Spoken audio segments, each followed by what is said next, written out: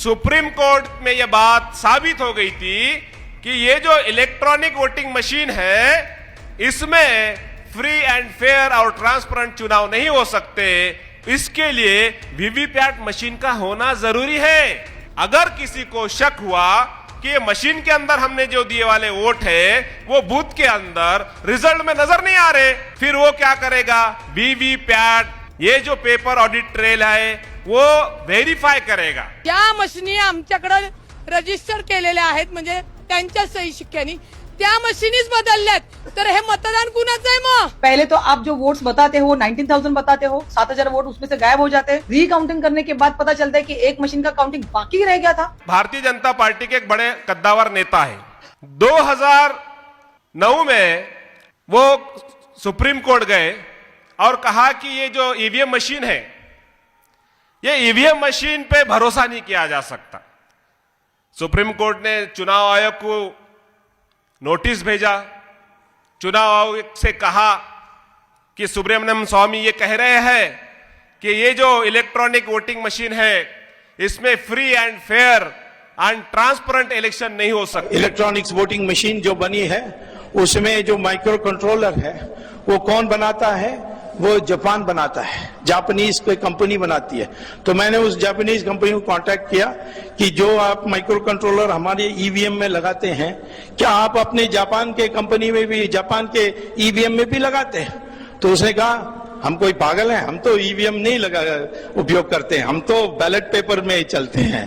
आपको आश्चर्य हो, जापान बैलेट पेपर में है, अमेरिका बैलेट पेपर में है, इंग्लैंड बैलेट पेपर में है, अब जर्मनी सुप्रीम कोर्ट के आदेश के बाद वो भी बैलेट पेपर है। सिर्फ हमारे देश में ये इलेक्ट्रॉनिक मशीन की उपयोग की जा रही है। तब भी जब मैंने कोर्ट में केस डाली तो हाई कोर्ट ने पूछा मुझसे कोई ऐसा आप सुझाव दे सकते हैं कि मशीन का भी उपयोग हो और धांधली भी ना हो। तो मैंने उनको कहा कि जैसे एटीएम मशीन में आप पैसा लेते हैं तो रिसीट आती है, वैसे वोट के लिए बटन दबाने के बाद एक रिसीट आनी चाहिए जिसमें लिखा होना चाहिए किसको आपने दिया, किसको आपने बटन दबाया, और उस चिट को बाहर ले जाना नहीं चाहिए, उसको बगल में एक बॉक्स में ही डाल देना चाहिए। उस बॉक्स में डालने के बाद जब कोई विवाद आती है तो उसी की वो पर्चा की गिनती होगी, मशीन में दोबारा बटन नहीं दबाई जाएगी। बोले तो इसमें पारदर्शक चुनाव नहीं हो सकते। चुनाव आयोग ने कुछ नहीं कहा। अब चुनाव आयोग यहां प्रेस कॉन्फ्रेंस लेके कहता है कि ईवीएम मशीन सुरक्षित है। अरे भाई, ये गरीब लोगों को कहीं को बोल रहे, सुप्रीम कोर्ट में जाके बोलना था ना, वहां तो मुंह बंद करके बैठे। सुप्रीम कोर्ट खुद पूछ रहा तुम्हारे को क्या ईवीएम मशीन में free and fair transparent election हो सकते? नहीं।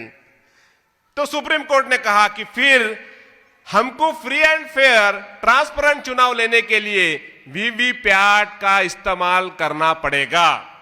Voter verified. आप मेरे को एक बात बोलो, voter verified paper audit trail machine अलग से लगे वाली रहती थी। विधानसभा में आपने वोट करे, आपने देखे, आपने जिस पार्टी का बटन दबाए उसके बाजू में आपको एक सिंबल चिट्ठी दिखती थी मशीन में, खिड़की के अंदर है ना, 7 सेकंड के बाद वो नीचे गिर जाती थी। अब ये मशीन क्यों बैठी थी मालूम? सुप्रीम कोर्ट में यह बात साबित हो गई थी कि ये जो इलेक्ट्रॉनिक वोटिंग मशीन है इसमें फ्री एंड फेयर और ट्रांसपेरेंट चुनाव नहीं हो सकते। इसके लिए वीवीपैट मशीन का होना जरूरी है।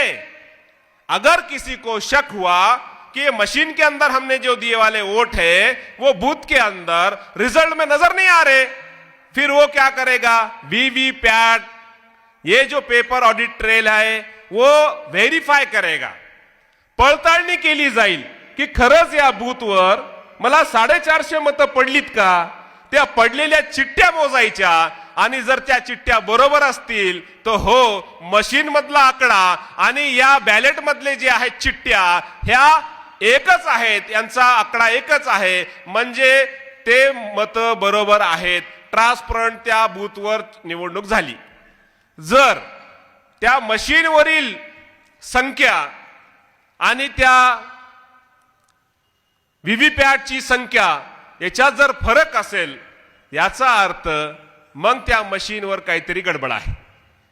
आता हरियाणामध्ये काय झालं, हरियाणा के चुनाव में ऐसा हुआ कि जो लोग जीत के आए थे, गांव के लोगों ने बोले हमने तो इनको वोट नहीं दिए, फिर ये कैसा चुन के आए।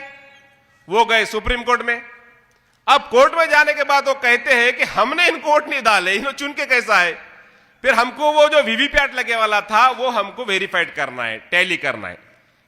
कोर्ट ने ऑर्डर दिया, बाद में वेरीफाई किया गया। जब समझ में आया कि जो बंदा मशीन के अंदर चुन के आया था, वीवीपैट के अंदर गिनने के बाद वो हार गया और हारे वाला चुन के आ गया। जब इलेक्शन कमीशन को ऐसा महसूस हुआ, ऐसा बार बार अगर करेंगे तो अच्छी बात नहीं है ना। एक दो बार चोरी पकड़ी गई तो गलती से बोल सकता आदमी, पूरे अगर महाराष्ट्र में, अगर इंडिया में ऐसी चोरी पकड़े जाएंगी तो हमारा चरित्र क्या होगा। फिर उन्होंने शपथ पत्र देके कहा कि अब ये जो चुनाव है हम वीवीपैट से नहीं करेंगे, मशीन से करेंगे। अब मुझे एक बात बताओ, इलेक्शंस का जो रूल्स है कंडक्ट, आर्टिकल 59 ये बताता है कि मैनर्स ऑफ वोटिंग कैसे होना चाहिए, तो बैलेट से होना चाहिए। होईल 7-7 आणि 8-8 मशीन प्रिंट मिस्टेक होतात, 13-13, 12-12 मशीन प्रिंट मिस्टेक होऊ शकत नाही। आणि ते सांगतात पोलिसांना की नाही नाही मी सुरू करणार। तर मी त्यांना सांगितलेले, एक तर तुम्ही लेखी द्यायचं की आमची प्रश्न म्हणजे आम्ही ऑब्जेक्शन घेऊन सुद्धा तुम्ही चालू करताय, मग बघतो आम्ही। ही अशा पद्धतीने आम्ही मोजणी थांबवलेली आहे।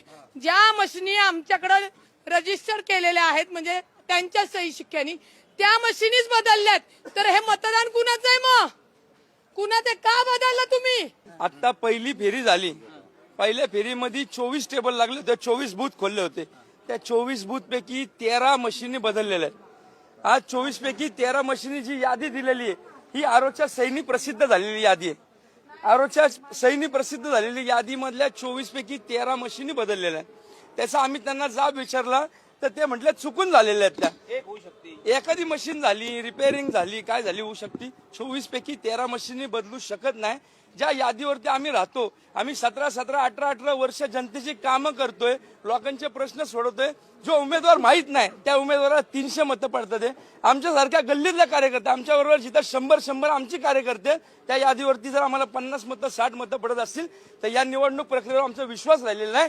आम्हाला सर्व विरोधी पक्षांची मागणी आहे की ही निवडणूक प्रक्रिया रद्द झाली पाहिजे। जैसे कि आपको मैं बता दूं, जिस दिन वोट की काउंटिंग हो रही थी, उस दिन जब भी हम सभी उम्मीदवार अंदर गए 3 नंबर के, तो जो पोस्टल वोट रहता है उसके पूरे सील ओपन थे। उसके लिए मैंने आवाज उठाई कि ये वोट, पोस्टल वोट कैसे ओपन हुए। तो वो जो आरओ मैडम थी उन्होंने मुझे कहा कि आप सीसीटीवी फुटेज देख सकते हैं, उसमें आपको दिखेंगे ये ओपन करते हुए। मैंने कहा ठीक है चलो दिखा दो। सीसीटीवी फुटेज दिखाया, लेकिन वहां पे किधर भी नहीं दिख रहा है कि पोस्टल वोट खोले जा रहे हैं या फिर इतने इतने पोस्टल वोट हुए हैं, वो किधर भी नहीं दिखा। अगली स्टेप जब ईवीएम देखे, जब भी सीसीटीवी फुटेज देख रहे थे, उसी टाइम पे ईवीएम मशीन वहां पे रखी हुई थी। पूरी ईवीएम मशीन के सील ओपन थे, मतलब जो धागा वागा बांधते हैं वो सब सील करते हैं, वो सब ओपन था, सब काटा हुआ था। तभी मैंने आवाज उठाया कि अगर ये सील हमारे सामने ओपन नहीं हुए हैं, ना ही हमारे प्रतिनिधि के सामने ओपन हुए हैं, तो आप ये काउंटिंग नहीं कर सकती मैडम। उस पर वो मैडम ने मुझे बोला, आप ज्यादा यहाँ पे नाटक करोगी या फिर आप काउंटिंग में कुछ भी बाधा लाओगी तो हम आपको पुलिस को बुला के यहाँ से बाहर निकाल के फेंक देंगे। ऐसा दम मुझे वो आरओ मैडम ने दिया वहां पे। उसके बाद काउंटिंग स्टार्ट की उन्होंने जबरदस्ती, मतलब सब उम्मीदवार जितने भी थे, प्रभाग क्रमांक 3, सबने विरोध किया, लेकिन वो आरओ मैडम ने किसी की एक नहीं सुनी। उसके बाद काउंटिंग चालू हो गया। काउंटिंग में फर्स्ट राउंड हो गया, सेकेंड राउंड हो गया, थर्ड राउंड जब भी हुआ उसके बाद मैडम ने कहा कि थर्ड राउंड आखिरी राउंड है। उसके मतलब उन्होंने जब भी वोटिंग का टोटल बताया, मतलब उसमें सबसे ज्यादा वोट्स उसको दिख रहे थे, प्रकाश दरेकर को। और जब भी मैंने पूछा कि टोटल वोट बताइए मैडम, तो उन्होंने बताया कि 19,180। मैंने तभी वापस वहां पे ऑब्जेक्शन लिया। मैंने कहा कि अगर कल मतदान हुआ है 26,651, तो बाकी के 7,000 वोट का हिसाब किधर है, वो किधर गए? तो पता नहीं, वो अंदर चली गई उनके केबिन में। 15-20 मिनट तक उन लोग में क्या खिचड़ी पकी मुझे नहीं पता। उसके बाद बाहर आई मैडम और बोल रही है कि अभी हम लोग रिकाउंटिंग करेंगे। वापस रिकाउंटिंग चालू हो गया, वापस 3 राउंड हो गए। फिर मैडम ने वापस कहा कि ये थर्ड राउंड फाइनल राउंड था। उसके बाद भी उन्होंने टोटल मुझे बताई वोट की 25,913, मतलब 25,913। मैंने वापस आवाज उठाई, मैं बोली मैडम अभी भी वोट टैली नहीं हो रहे हैं, अभी भी 700-750 वोट का यहाँ पे गैप है, वो वोट किधर गए? वापस वो मैडम अंदर चली गई, वापस 15-20 मिनट निकाला उन्होंने ये चक्कर में, वापस आके बोल रही है अरे एक मशीन का काउंटिंग रह गया था, वो मशीन का हम लोग अभी काउंटिंग करके आपको बताते हैं।